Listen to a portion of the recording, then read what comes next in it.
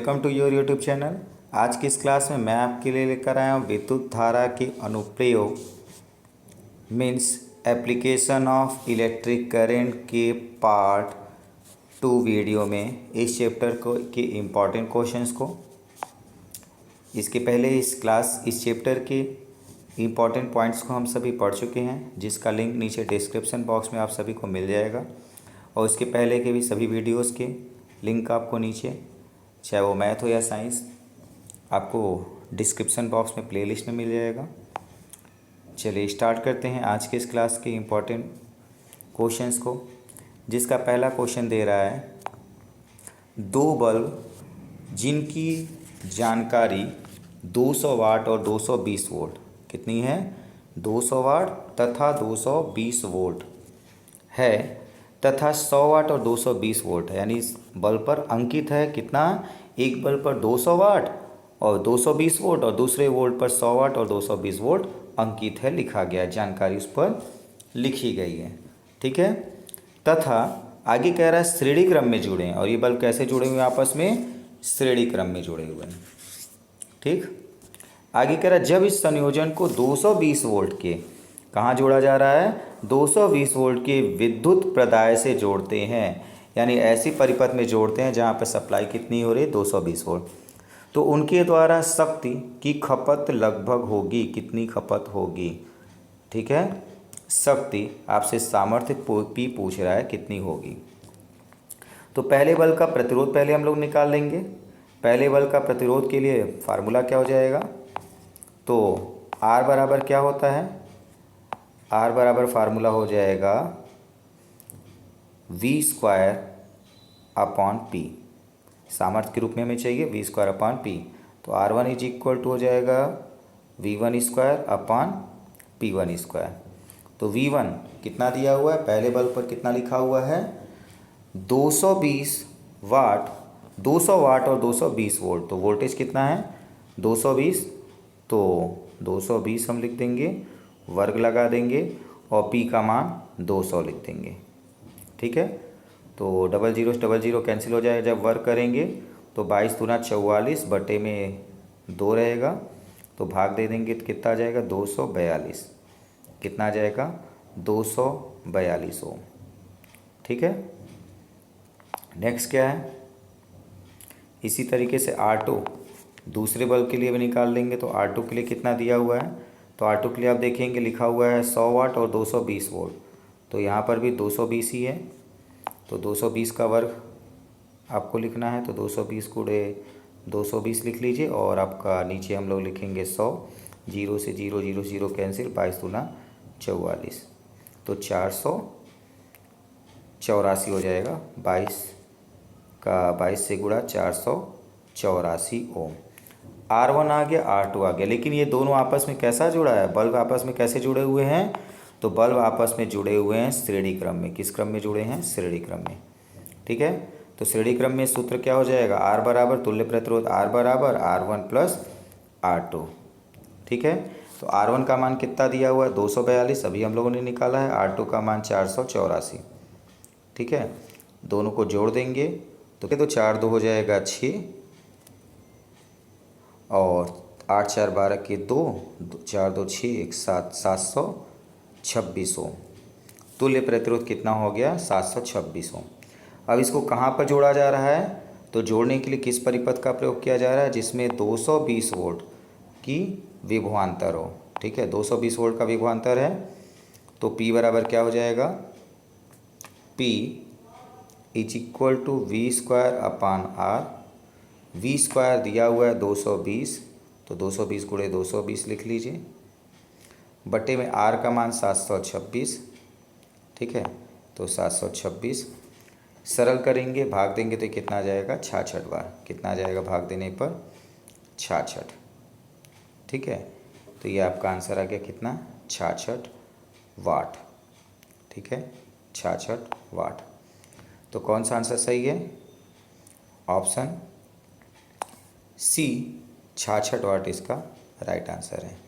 Option C 66 वाट इसका right answer हो गया। तो सही उत्तर इसका क्या हो गया, 66 वाट। ठीक है, जब भी ऐसा क्वेश्चन दे तो सबसे पहले दोनों उपकरणों का अलग अलग प्रतिरोध निकाल लेंगे। फिर उसके बाद वो उपकरण श्रेणी क्रम में जोड़ा गया है समांतर क्रम में, तुल्य प्रतिरोध निकालकर हम सामर्थ्य निकाल लेंगे तो आंसर आ जाएगा। ठीक है, तो चलिए स्टार्ट करते हैं। अगला क्वेश्चन देखते हैं। अगला क्वेश्चन क्या दे रहा है? तो प्रश्न संख्या 2 दे रहा है, समान मात्रा के तांबे के तार। क्या है? समान मात्रा के तांबे के तार R से 2R त्रिज्याओं के दो तार। तांबे के तार हैं, R है तथा 2R, दो तार हैं A और B खींचे गए। इन तारों को श्रेणी क्रम में संयोजित कर उनमें विद्युत धारा प्रवाहित करते हैं। किस में संयोजित किया गया? तारों को श्रेणी क्रम में संयोजित किया गया है और उसमें विद्युत धारा प्रवाहित किया जाता है। तो E तथा B में उत्पन्न ऊष्मा का अनुपात क्या होगा? E तथा B में उत्पन्न ऊष्मा का अनुपात क्या होगा? ठीक है, श्रेणी क्रम में संयोजित किया जा रहा है तो क्या होगा? तो इस क्वेश्चन को सॉल्व करने के लिए सबसे पहले आपको ध्यान देना है यहाँ पर कि समान मात्रा के तांबे के तार, मात्रा क्या है? समान है। ठीक है, अर्थात V1 बराबर क्या हो जाएगा? V2, यानी कि क्षेत्रफल गुणे लंबाई। तो A1 L1 बराबर क्या हो जाएगा? A2 L2 हो जाएगा। ठीक है, और E बराबर क्या होता है? पाई आर स्क्वायर। तो पाई R1 स्क्वायर बराबर पाई R1 स्क्वायर मल्टीप्लाई में आपका आएगा L1 is equal to pi R2 square multiply में L2। पाई पाई कैंसिल, तो क्या आ गया? R1 square upon R2 square is equal to L2 upon L1। ठीक है, या L1 by L2 is equal to R2 square upon R1 square. Clear है? अब क्या करना है? ऊष्माओं का अनुपात निकालना है, H बराबर निकालना है। तो H1 by H2 is equal to क्या हो जाएगा? H1 by H2 is equal to I square upon R1 होता है। तो I square R1 upon I2 square R2 हो जाएगा।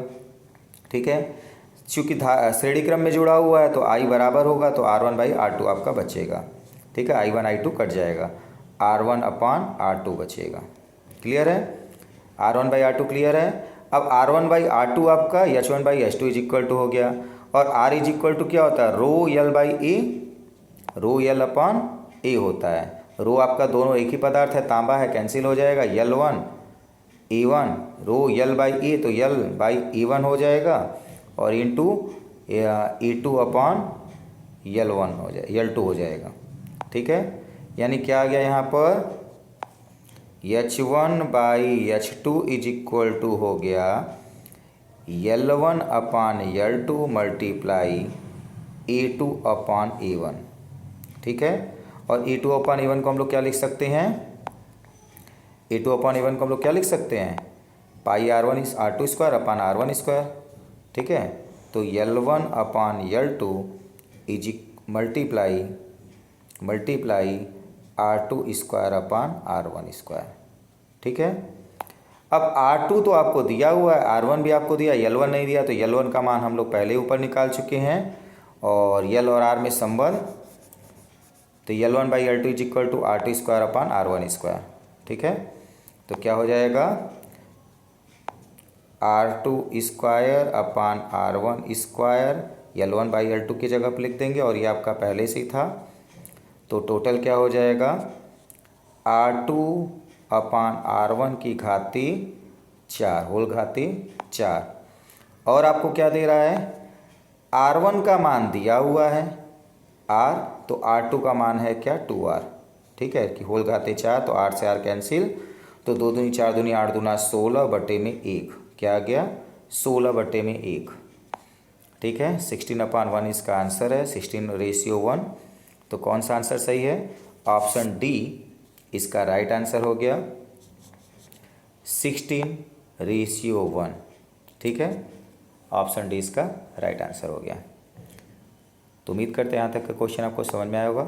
यदि वीडियो पसंद आए तो वीडियो को लाइक कीजिए, और अभी तक आपने चैनल को सब्सक्राइब नहीं किया है तो चैनल को सब्सक्राइब कर लीजिए, जिससे आगे आने वाले वीडियो भी आपके पास इसी तरीके से आसानी से पहुँच जाए। तो चलिए देखते हैं अगला क्वेश्चन। प्रश्न संख्या ठीक क्या दिया हुआ है। तो प्रश्न संख्या 3 आपका दे रहा है, एक प्रतिरोधी पर 15 वोल्ट का विभवांतर लगाने पर उसमें 3 एम्पीयर की विद्युत धारा प्रवाहित हो रही है। विभवांतर कितना है, V बराबर 15 दिया हुआ है, धारा I बराबर 3 एम्पीयर दे रहा है। आगे कह रहा है यदि विद्युत धारा 5 सेकंड तक प्रवाहित करते हैं तो निम्न में से कौन सा निष्कर्ष प्रतिरोध के लिए सही नहीं है। ध्यान दीजिएगा, यहाँ पूछा है सही नहीं है, निम्न में से कौन सा निष्कर्ष प्रतिरोध के लिए सही नहीं है। ठीक है, तो सबसे पहले आपसे ऊर्जा निकाला हुआ है, तो ऊर्जा हम लोग को निकालना पड़ेगा। ऊर्जा H इज इक्वल टू क्या होता है, VIT। ठीक है, VIT। तो V का मान कितना दिया हुआ है आपको, V का मान 15 दिया है, I का मान 3 दिया है और समय आपका दिया है 5 सेकेंड। तो क्या आ जाएगा, 15 दिया 45, 45 में 5 का गुणा 225 जूल। तो पहला आंसर 225 जूल ऊर्जा यहाँ पर नहीं लिखा हुआ है, तो यही आंसर आपका राइट आंसर है। ठीक है, यच ऊर्जा बराबर 225 जूल, क्योंकि यहाँ पर आपको दिया क्या है 75 जूल ऊर्जा होगी, लेकिन हम लोग का सही उत्तर क्या है 225 जूल, और यहाँ पूछा है कि नहीं है। चलिए बाकी उत्तर को देख ले, हालांकि आंसर आ चुका है, बाकी उत्तर को देख लेते हैं, बाकी के लिए क्या सही है कि नहीं। तो अगला है शक्ति 45 वाट है, यानी P पूछा हुआ है, दिया हुआ है। तो P का मान, P का सूत्र क्या होता है, P इज इक्वल टू आपका हो जाएगा P is equal to VI। तो 15 गुणे में 3 हो जाएगा, 15 3 45। तो ये आंसर तो मैच कर रहा है, यानी ये आंसर इसका उत्तर नहीं हो सकता। ठीक है, नेक्स्ट क्या है, प्रवाहित आवेश Q पूछ रहा है, तो Q इज इक्वल टू क्या होता है I इंटू टी। I आपको दिया हुआ है, कितना दिया हुआ है 3 एम्पियर की धारा, T दिया हुआ है 5 सेकेंड, तो 3 5 15। तो ये आंसर भी आपका मिल रहा है, यानी ये आंसर और ये आंसर दोनों नहीं होंगे। नेक्स्ट है प्रतिरोध R पूछ रहा है, तो R बराबर क्या होता है, R बराबर V/I। तो V का मान दिया हुआ है कितना 15, I का मान दिया है 3, तो 15 को 3 से भाग देंगे 5 ओम। ठीक है, आवेश भी आ गया आपका, और आपका प्रतिरोध भी आ गया। प्रतिरोध का भी आंसर मैच कर रहा है, आवेश का भी आंसर मैच कर रहा है, और शक्ति सामर्थ्य का आंसर भी मैच कर रहा है। तो ये 3 आंसर मैच कर रहे हैं, और प्रश्न ने पूछा नहीं होना चाहिए, तो जो आंसर मैच नहीं करेगा वो कौन सा आंसर है 225 जूल। तो 225 जूल इसका आंसर होना चाहिए, लेकिन लिखा है 75 जूल। तो यही आंसर इसके लिए राइट आंसर होगा कि यह प्रतिरोध R के लिए सही नहीं है, प्रतिरोध R के लिए सही नहीं है। तो राइट आंसर कौन सा हो गया, ऑप्शन ए इसका राइट आंसर हो गया 75 जूल। क्लियर है यहाँ तक। चलिए अगला क्वेश्चन देखते हैं, प्रश्न संख्या 4 क्या दे रहा है। तो प्रश्न संख्या 4 आपको दे रहा है, एक बिजली के हीटर पर अंकित है, यानी हीटर पर लिखा हुआ है 3 किलोवाट एवं 250 वोल्ट, बिजली खर्च की दर ₹5 प्रति यूनिट है, इसे 5 घंटे तक लगातार चलाने पर बिजली का खर्च होगा, यानी 5 घंटे लगातार चलाया जाए तो बिजली का खर्च क्या होगा। ठीक है, तो इसके लिए आपके पास फार्मूला पहले ही आप लोग पढ़ चुके हैं। क्या है फार्मूला, सामर्थ्य या यूनिट में आपको बिजली जब भी पूछे तो व्यय ऊर्जा बराबर आपका हो जाता है P इंटू टी अपॉन 1000। ठीक है, 1000। तो P का मान कितना दिया हुआ है 3 किलोवाट, तो 3 गुणे 10 की घाते 3, हमेशा यहाँ पर वाट में लिखते हैं। इंटू में आपको दिया हुआ है समय कितनी देर 5 घंटे, तो इंटू में 5 लिख देंगे, बटे में आपका आ जाएगा 1000। ठीक है, 1000 लिख देंगे, और इसको हम लोग सरल करेंगे तो 5 तिहाई 15 आपका आ जाएगा 15, और 10 की घाते 3 से 10 की घाते 3 आपका ये कैंसिल हो जाएगा, तो 5 तिहाई 15 यूनिट व्यय ऊर्जा हुई। व्यय ऊर्जा कितनी हुई 15, लेकिन ये ऊर्जा है यूनिट है, हम आपसे पूछा क्या व्यय रुपए में पूछा है, वो भी कब 5 रुपये प्रति यूनिट के दर से। तो 5 में 15 का गुणा कर देंगे, कुल व्यय कितना हो जाएगा, कुल व्यय हो जाएगा आपका 15 गुणे में 5 बराबर 75 रुपये। कितना रुपये? 75 रुपये। ठीक है, तो कौन सा आंसर सही है? ऑप्शन सी इसका राइट आंसर हो गया, 75 रुपये। क्लियर है यहाँ तक? 75 रुपये। उम्मीद करते हैं यहाँ तक कि क्वेश्चन आपको समझ में आए होंगे। चलिए अगला इंपॉर्टेंट क्वेश्चन देखते हैं। तो अगला इंपॉर्टेंट क्वेश्चन क्या दे रहा है? प्रश्न संख्या 5। प्रश्न संख्या 5 दे रहा है, घरों में मुख्य लाइन के तार होते हैं। घरों में मुख्य लाइन के तार कैसे होते हैं आपको बताना है। तो घरों में क्या दोनों गर्म होते हैं? पहला ऑप्शन दे रहा है दोनों गर्म होते हैं, तो आपका आंसर होगा नहीं, दोनों गर्म तार नहीं होते हैं। एक फेस एक न्यूट्रल होता है, यानी एक गर्म एक ठंडा होता है। तो कौन सा आंसर सही होगा? दोनों ठंडे होते हैं, ये भी गलत है। तो आंसर होगा एक गर्म तथा दूसरा ठंडा। एक को फेस दूसरे को न्यूट्रल, या एक को गर्म और दूसरे को ठंडा कहते हैं। ठीक है, तो इस तरीके से कौन सा आंसर सही हो गया? ऑप्शन सी इसका राइट आंसर हो गया। एक गर्म होता है और दूसरा क्या होता है? ठंडा होता है। चलिए अगला क्वेश्चन देखते हैं। प्रश्न संख्या 6 क्या दे रहा है? तो प्रश्न संख्या 6 है, घरेलू विद्युत परिपथ में बल्ब प्रयुक्त किए जाते हैं। घरेलू विद्युत परिपथ में बल्ब प्रयुक्त किया जाता है, किस क्रम में प्रयुक्त किया जाता है आपको बताना है। तो क्या होगा इसका आंसर? किस तरीके से प्रयोग किया जाता है? तो आप जानते हैं सभी कि घर में विद्युत की वायरिंग जो होती है किस तरीके से की जाती है? समांतर क्रम। ठीक है, किस क्रम में की जाती है? समांतर क्रम में की जाती है। तो घरेलू विद्युत वायरिंग यानी घरों में जो बल्ब लगाए जाते हैं किस तरीके से लगाए जाते हैं? समांतर क्रम में लगाए जाते हैं। तो इसका आंसर कौन सा होगा? ऑप्शन बी इसका राइट आंसर होगा कि घरों में विद्युत बल्ब समांतर क्रम में लगाए जाते हैं, श्रेणी क्रम में नहीं लगाए जाते, मिश्रित क्रम में नहीं लगाए जाते। तो श्रेणी और समांतर क्रम की बात ही नहीं होगी। ठीक है, तो किस तरीके से लगाए जाते हैं? समांतर क्रम। ऑप्शन सी इसका राइट आंसर है। ठीक है, तो ये भी आपका इंपॉर्टेंट क्वेश्चन था। चलिए अगला क्वेश्चन देखते हैं। तो अगला क्वेश्चन प्रश्न संख्या 7 दे रहा है, एक विद्युत हीटर जो 220 वोल्ट पर आपूर्ति हो रही है और 440 वाट ऊर्जा लेता है। ठीक है, कह रहा है यदि इसे 440 वोल्ट की विद्युत आपूर्ति पर 15 घंटे चलाया जाए तो व्यय होने वाली ऊर्जा क्या होगी? व्यय होने वाली ऊर्जा क्या होगी? तो सबसे पहले इसका विद्युत हीटर का प्रतिरोध हम लोग ज्ञात कर लेंगे। इसका प्रतिरोध क्या है? तो प्रतिरोध ज्ञात करने के लिए सूत्र होता है R = V²/P। तो ये R क्या ले रहा था? 440 वाट था।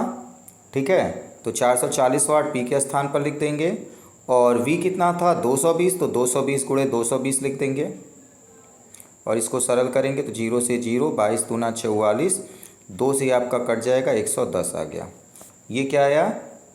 R बराबर आ गया 110 ओम। ठीक है, तो नेक्स्ट टाइम आपसे कह रहा है इसे यदि 440 वोल्ट से 15 घंटे चलाया जाए, तो 440 वोल्ट से चलाएंगे तब इसकी सामर्थ्य क्या हो जाएगी?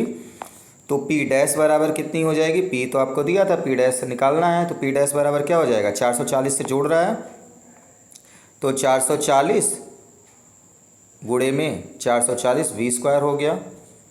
अपॉन में कौन आएगा? R, और R की वैल्यू अभी हम लोगों ने कितना निकाला?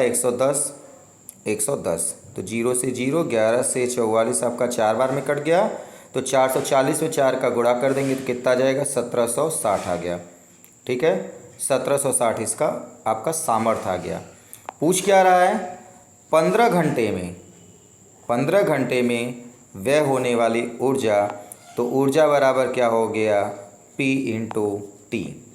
ठीक है, तो P आपका कितना दिया हुआ है? व्यय ऊर्जा आपका निकालना है 15 घंटे में, तो ऊर्जा यूनिट में U बराबर हो गया P × T/1000 होता है। तो P की वैल्यू आपको दिया हुआ है 1760, और टाइम आपको दिया 15 घंटे बटे में 1000। तो 15 से गुणा करके 1000 से भाग दे देंगे, तो 15 से गुणा कर देंगे तो कितना आ जाएगा? 15 0 0, 15 6, 90 की 0 हासिल लगा 9, 15 5 75, 15 छक्का 9, 15 से 105, और 9 105 और 9 हो जाए 114 के 4 हो जाएगा आपका। ठीक है, और बचा आपका 11, 15 का 15 और 11 आपका हो जाएगा 26, और बटे में 1000 है तो 3 अंक पर दशमलव लग जाएगा, तो कितना आ जाएगा 3 अंक पे दशमलव, तो 26 दशमलव आ जाएगा 4। कितना आ गया 26.4 किलोवाट घंटा यानी कि यूनिट। ठीक है, तो क्या आंसर दिया है 26.4 किलोवाट घंटा इसका आंसर आया है। कौन सा आंसर है, ऑप्शन ए इसका राइट आंसर हो गया 26.4 किलोवाट घंटा। ठीक है, अगर ये यूनिट में होता तो यूनिट भी इसी को ही लिखा जाता है, 1 किलोवाट घंटा को भी यूनिट में लिखते हैं। चलिए अगला प्रश्न देखते हैं, प्रश्न संख्या 8 क्या दे रहा है, विद्युत ऊर्जा मापने का यंत्र है, नापने के लिए कौन सा यंत्र प्रयोग करते हैं। ठीक है, तो वोल्टमीटर तो विभवांतर के लिए प्रयोग करते हैं, तो ये तो सीधे गलत है।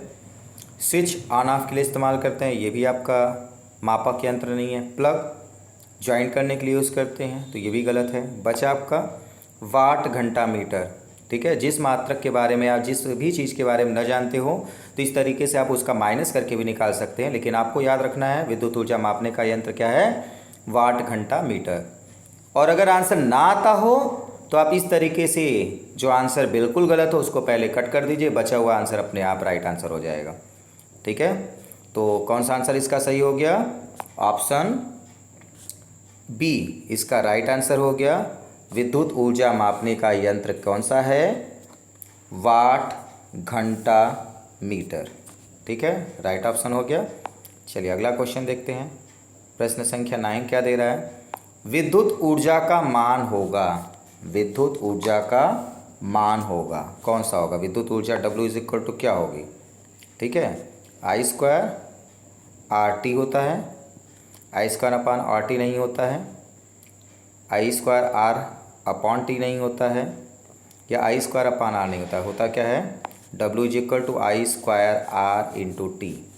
ठीक है, I² R इंटू टी। तो इस तरीके से इसका राइट आंसर हो गया। तो कौन सा आंसर सही है, ऑप्शन ए इसका राइट आंसर है।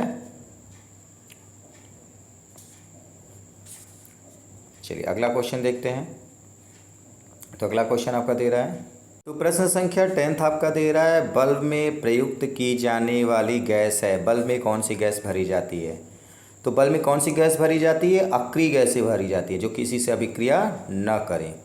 ठीक है, अक्रिय गैसें, अक्रियाशील गैस भरी जाती हैं। तो ऑक्सीजन, कार्बन डाइऑक्साइड, ये दोनों गैसें नहीं है, बचा क्या, आर्गन। ठीक है, शून्य समूह में सभी उपस्थित गैसें, आर्गन, हीलियम, नियान, ये सभी क्या होते हैं, अक्रिय गैसें होती हैं। तो अक्रिय गैसें या नाइट्रोजन गैस भी कहीं कहीं पे आपको दिखेगा मिलने के लिए, भरने के लिए। तो आप ऊपर थ्योरी पढ़ते इसमें आपने देखा होगा, नाइट्रोजन आर्गन गैसों के बारे में आपको बताया गया है, जिसको बल्ब में भर देने से उनकी क्षमता बढ़ जाती है। तो आंसर क्या हो गया, ऑप्शन सी अक्रिय गैस आर्गन। ठीक है, तो आर्गन आपका बल्ब के अंदर भरा जाता है, ये इसका राइट आंसर हो गया। चलिए अगला क्वेश्चन देखते हैं, तो प्रश्न संख्या 11 आपको दे रहा है, सही संबंध है, यानी नीचे जो सूत्र लिखा है इनमें से कौन सा आंसर सही है आपको बताना है। ठीक है, ये इंपॉर्टेंट क्वेश्चन आपका, इस तरीके के क्वेश्चन भी आपके एग्जाम में आए हुए हैं। तो सही संबंध ज्ञात करने के लिए यहाँ पर सबसे पहले आप देख लीजिए कौन सी राशियों के बीच में यहाँ संबंध दिया है।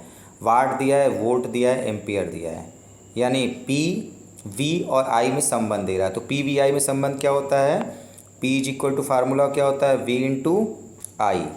P का मात्रक वाट, V का मात्रक विभवांतर और धारा का मात्रक एम्पियर। तो क्या हो जाएगा, वाट इज इक्वल टू विभवांतर V into ampere A, W is equal to VA answer आएगा इसका।